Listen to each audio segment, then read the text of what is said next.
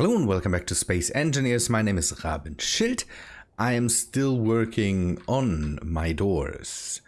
And let's say it that way, sometimes it's really good to have a community. No, it's always good to have a community. Jeremy and Maurizio came through with a mod suggestion for my problem with the other doors. And we will take a look at that before we go and do some more work. I'm still flattening out the whole area. I'm working on some outside stuff. I'm bringing in machines so that we can make this thing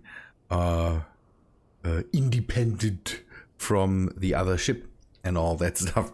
So, the doors. You can already see that smooth edges. So there is a mod called Blast Door Sections, I think. I'm using Blast Door Sections retextured, and these give me these nice blast doors. There's a lot of stuff in here, and the blast doors work a bit different than the others, but they work essentially like blast doors. And again, I have now sloped blast door edges. That's a good thing. Let us take a look how this looks when it is closed. I recently added, oh yeah, let me show it. This side. So this side is kind of like a flat blast door. So you can see that there's one, so every side of this block is normal except for this side. You can see that the hitbox is smaller than the other sides, and there is blast door blocks in there. Maybe we can just grab them. That would make stuff easy, although I just had packed for the other door. So blast door stuff, the normal blast doors, and then there's a lot more with basically all the blocks that exist as normal blast doors. And here you can see the blocks that have weirdly shaped hitboxes, kind of, where there's corners and edges and all that stuff missing. These are the ones I used for the side here. Basically a slope with just one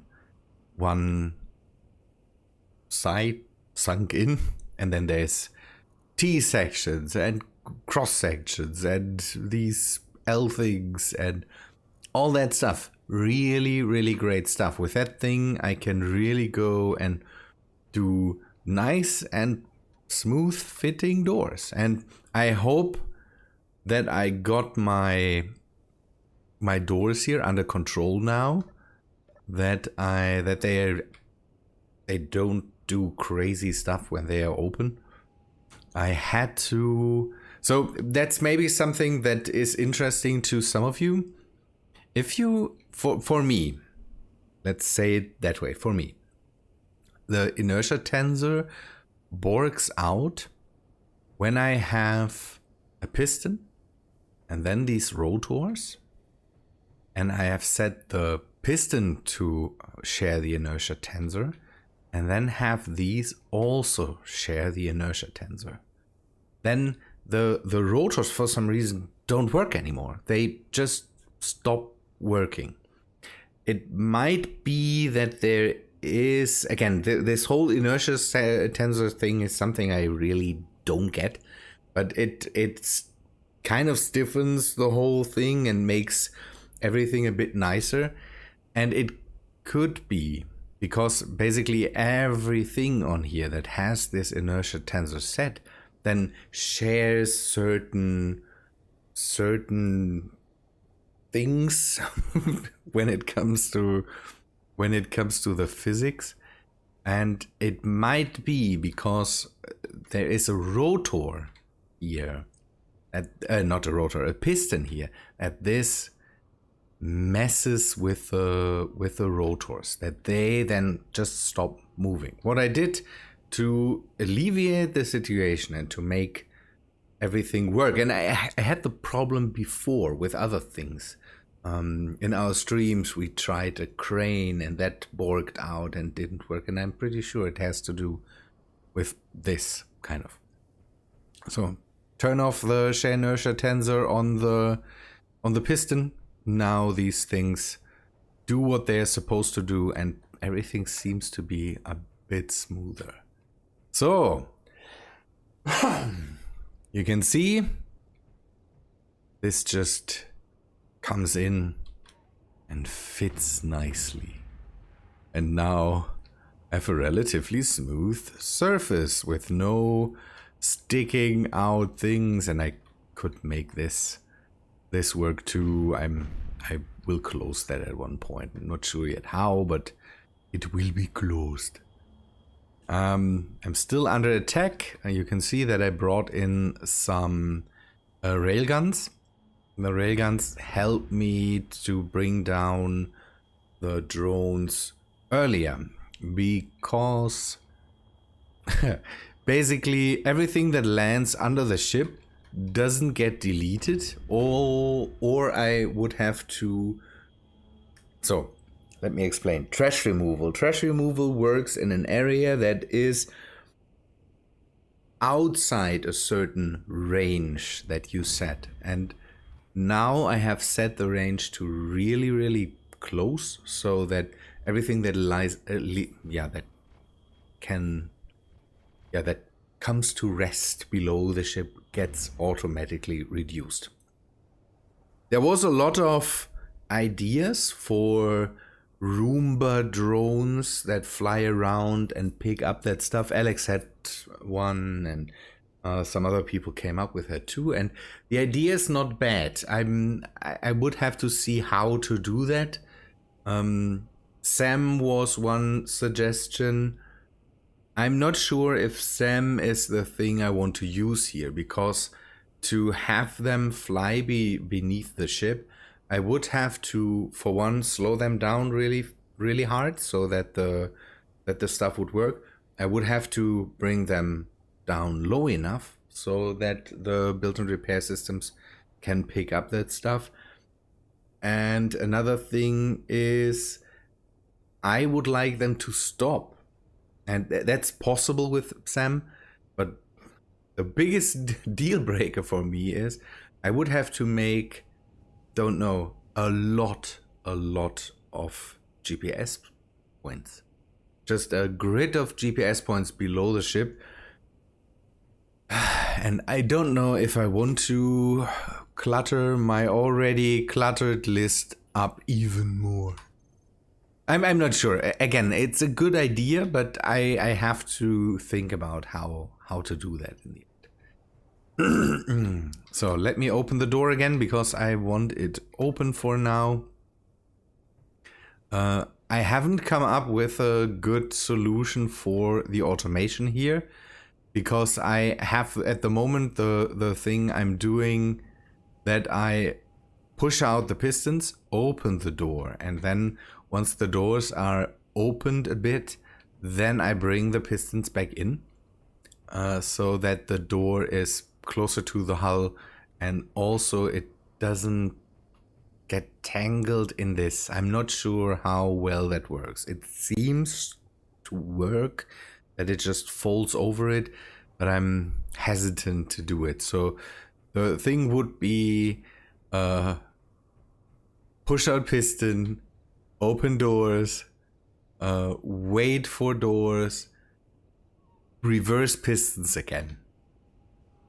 And then when it comes to closing the door, I would have to do something in reverse. So it's something I have to get into my mind to set up with timer blocks. And I don't deal well with it. So the lift had a very, very easy timer block set up. Just use a timer block to automate or to activate all the pistons at once, and then that works. So now we can use that. I made the platform a bit bigger. I will put some railings on the sides so that nobody falls off, and that's what I'm mostly doing right now. The landing platform needs to be made bigger. I already have ideas in my head for flyers or how they work, so I will have to do some tests with the wing blocks. We will see how that works out in the end. Good. Brought this platform a bit higher up so that it doesn't vanish so into the ground. And then I started to put in some machines. So I have an ore storage here that is connected to refineries on the outside. So the refineries are sitting there. I want them to be on the outside too. I know it's not secure and all that stuff, but I want some visual breaks in the hull, and so that's why I also made the walkway up top here, and I will fill that with something. And one thing I'm setting up is a system that only lets certain things into certain containers, so that I don't end up. So I want to maybe. Most of the stations I have some form of inventory management. And I usually use TIM or an NDS for stuff like that. I want to try to minimize the use here. We will see how that works out. At the moment, I just use the sorters as form of basically traffic control. There's no drain all, nothing set up. It's just certain things can just go into certain containers without what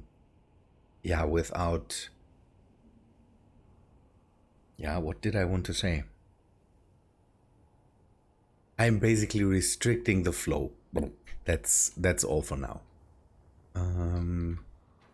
I have set it up in a way where I will refine uranium separate from the other stuff. Has mainly to do with what modules I want to use on the refineries. At the moment, I'm using yield modules for all the refineries to just get more out of the stuff. Maybe I want to add some speed later, and I definitely only want to use yield on the uranium refineries. Storage capabilities at the moment, 2 containers for ores, 4 for the ingots. It's just nothing special that can be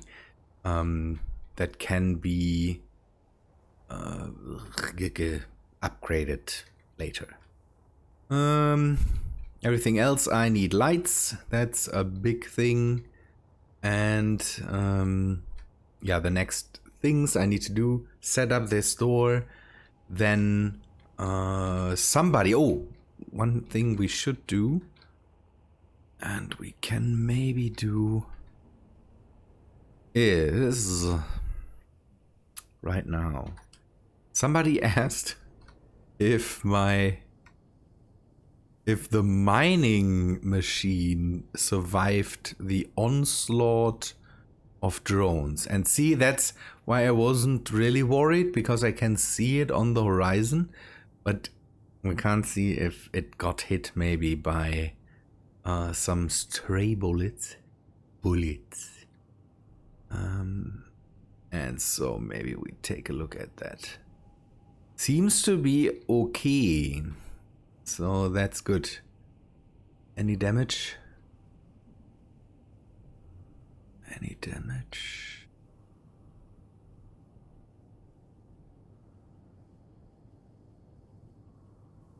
Come on, slide forwards. At the moment, it looks good. Yeah, looks good. So, no, there seems to be no damage. Let me turn off the drills. And I think we can also turn off the rotation. 3, 2 to lock it down. Good. That works. We will have to find a better place for this, change it out, and then bring ships, drones, and all that stuff over to the main station, and then start scrapping the other ship that I have here. It kind of is in the way, and that it has a lot of resources, and it uses up a lot of blocks that I maybe need for the bigger station. And if I can move all the transporting goods and cargo and all that stuff over to the main ship, should be good. Although on the other hand, I'm kind of, I don't know, I don't want to get rid of this ship. On the other hand, kind of need to. It's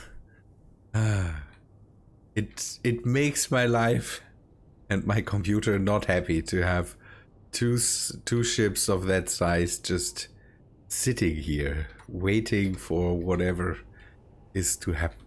We will see. But I want to equip the deck with the means to transport cargo in, and so I can land my main ship, the shuttle, and the cargo drones and all that stuff. I can just move it over to this station here. And then I think about how to maybe design something that can store more ships here. How can I move ships from this crane over to, yeah, a real storage kind of? Because for now I have 2 gates. Maybe I want more than 2 ships? I'm not sure. We will see how that works out in the end. Good. For now, I will go and finish the other side. Finish this door. And then I will, don't know, come back to you, show you. Hopefully it works without any problems. I'm missing materials. Yeah, I'm starting to miss materials. That's unfortunate. Yeah, I need to set up assemblers for this ship too. We will see. Some more interior plates, maybe too. Just the standard stuff. Good. We'll do some work. We'll be back in a bit. So the second bay door is finished, and I also added the docking clamp, and as always I'm absolutely prepared, and I'm running out of energy. I have the constant noise of shooting guns in my ears, and it is irritating as hell. The assertive mod, I don't know, it's weird. I like it, but right now it's absolutely overdoing it. These things are basically constantly on. It's at the moment not even they come on at random times. No, they are there always, and they are throwing things at me. I need something that maybe, I don't know how to control this, if there's a way to control this, but it would be good to have something to just change the times, or to, I don't know. At the moment it's just a waste of ammo, a waste of energy to just, by the way, I didn't take a look. See, we have power for 8 days right now, and that is not a whole lot. So, door works as the other one. Pushes out, opens, and then I can bring it back in so that it does that, and the clamp does the same. I just I'm a bit frustrated. I got I have a lot, not a lot, but I have a few new people streaming into the channel, mostly from some videos that that are like tutorials. Tutorials is always the best way to attract new people. By the way, this works too, so that is all set up, so we can now automate this. That would be the next thing to do, but again, I will not be able to finish that today. Have to do some other things, and tomorrow it's good to be back at work, but tomorrow I have a weird day in front of me that might end with me getting up for work, and then half an hour after I come to work I might have to go again. It will be not nice. Okay, back to the topic I wanted to talk about.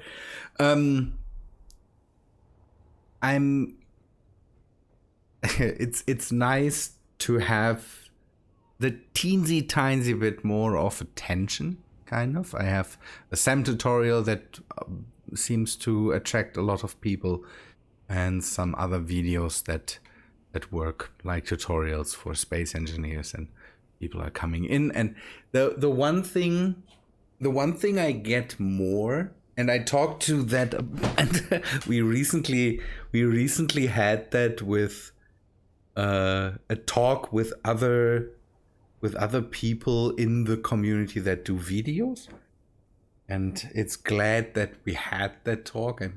I'm happy that we can talk about this. Is about people in the comments, how comments affect us, and there was a bit of talk about this interesting stuff. And I today, just while working and watching a bit of something on YouTube next to me working right now, basically, about a video that is 5 years old, that where somebody commented about what the video is not. So it's a video that deals with one of the new updates, and it just somebody told me that the title is misleading, and I don't know. That's something I usually don't do tutorials.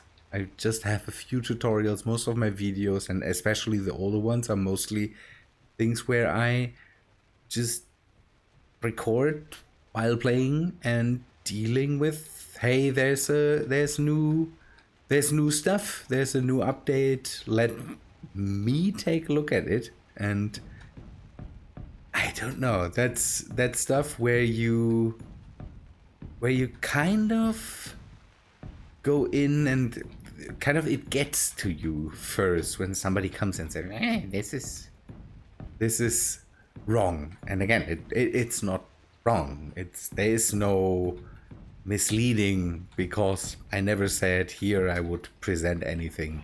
It's just a title for a video.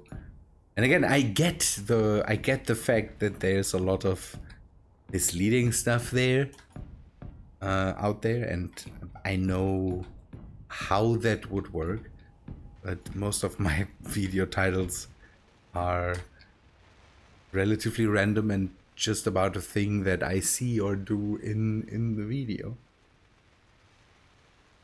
And that stuff that immediately kind of gets to you, and it's wrong to admit that, because people will use that. But that's always always a thing that happens. Deal with some comments. And again, the comment was not in no way meant... there could be a lot worse comments out there, but it's just a thing where you have to dial yourself back and say, okay, that was not meant in any way bad. You could write a really angry message and say, yeah, go away, you're wrong, and don't know. It's dealing with YouTube comments is a bit of a... You kind of have to take yourself out of this. It sounds weird, but you have to get in and just be very objective with the comment and have to immediately the first thing you have to do is, okay, this is not meant as bad as you take it, so dial back your anger. It's a weird thing. Okay, yeah, I need to go. That's a bit of a thing right now, but see, we finished the second door. It does the same that the other one does, and now we can think about a way to deal with let's take a look from the outside.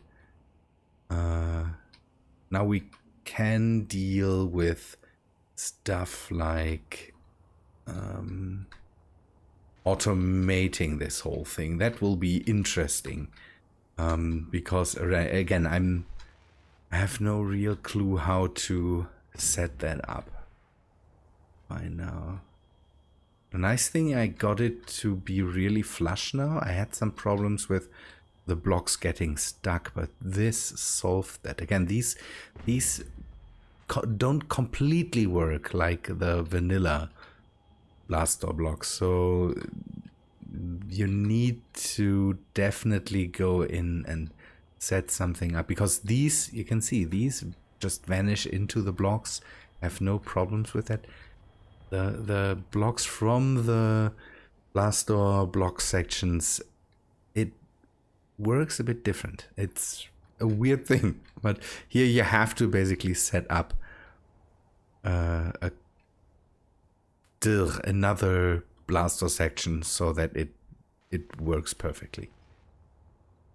Good, that's fantastic. We have another one, and now we can now I can deal with more stuff.